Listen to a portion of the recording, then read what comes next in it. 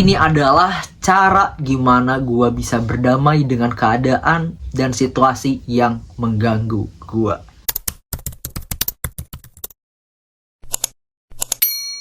Oke guys, welcome back to my channel. Kenalin, nama gue Jeremy, seorang anak non-privilege yang ingin membantu orang-orang menjadi versi terbaik dari dirinya. Gue sharing life tips, life hack, dan juga productivity dari sudut pandang orang yang tidak berprivilege. Buat lo yang suka konten gue, boleh subscribe. Hari ini gue bakal membahas gimana cara gue berdamai dengan keadaan ya. Karena kebanyakan dari kita, Gen Z dan milenial, kita tuh sering melihat keluar. Kita sering melihat orang lain dan kita tuh nggak happy dengan apa yang kita punya. Gue masih belajar juga, tapi ini adalah hal-hal yang gue praktikan dan sometimes it works. Inilah cara gue berdamai dengan kehidupan gue. Yang pertama adalah setiap orang itu punya masalah. Lu ngeliat ada anak orang kaya hidupnya tuh enak banget gitu ya, punya duit, punya kendaraan segala macam gitu. Tapi lu tuh nggak tahu sebenarnya. Bisa jadi kekayaan dia itu tuh sebenarnya beban juga buat dia gitu. Gimana kalau dia jatuh miskin? Gimana kalau orang tuanya tuh nuntut banget segala macam gitu. Kita juga misalnya lihat ke bawah juga. Kita misalnya ada di tahap menengah gitu. Terus kita ngeliat ke bawah ada tukang jualan di pinggir jalan, ada pemulung, ada segala macam. Mereka punya kehidupan masing-masing dan mereka juga punya masalah. Mereka struggling masing-masing. Jadi penting untuk kita tuh sadar kita tuh gak spesial. Ada orang di luar sana yang mungkin punya masalah sama atau bahkan lebih sulit dari kita, dan kita harus pahami kalau ya emang dunia itu tempat kita diuji gitu. Jadi jangan sampai kita ngerasa kita gak bisa menghadapi masalah yang kita punya. Karena kalau kata Tuhan gue, Allah tidak akan menguji hambanya di luar kemampuan dirinya.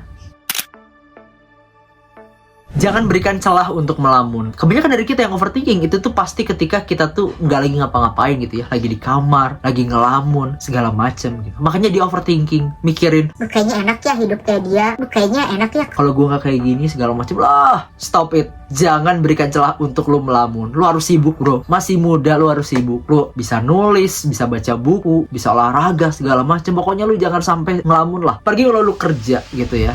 Fokus aja cari duit. Itu kan, sosialisasi segala macam. Jangan berikan celah untuk melamun. Karena ketika lu melamun, banyak hal yang bisa mengganggu kebahagiaan lo. Yang ketiga adalah memahami diri sendiri. Banyak dari kita yang nggak tahu kita tuh maunya apa, kita tuh nggak tahu kelebihan kita apa, kekurangan kita apa, advantage kita tuh apa. Maka dari itu penting buat gua, menurut gua, untuk kita tuh bisa memahami itu gitu. Karena ini akan berpengaruh kepada decision making atau keputusan yang lu lakukan nantinya gitu. Lu punya kelebihan di bidang A, lu punya kekurangan di bidang B. Ya udah, lu jangan ambil yang B gitu kan ya. Dan di sisi lain, lingkungan lu juga itu bisa berpengaruh juga. Ketika lo ada di lingkungan yang merupakan pebisnis, ya udah lo bisa tekuni itu juga karena lo pasti bakal punya banyak insight. Atau misalnya lo punya background atlet, ya udah kenapa lo nggak fokus di atlet atau segala macem gitu. Ya penting lah untuk kita paham diri kita sendiri, kelebihan kita apa, kekurangan kita apa, lingkungan kita seperti apa, karena itu akan mempengaruhi decision making kita gitu. Karena lingkungan kita tuh akan mensupport kita kemana kita pergi gitu ya. Kalau lo temenan sama yang rajin, sama yang punya karir apa, ya lu pasti sedikit banyak akan mengetahui hal tersebut gitu. Jadi PR kita adalah memahami diri kita sendiri.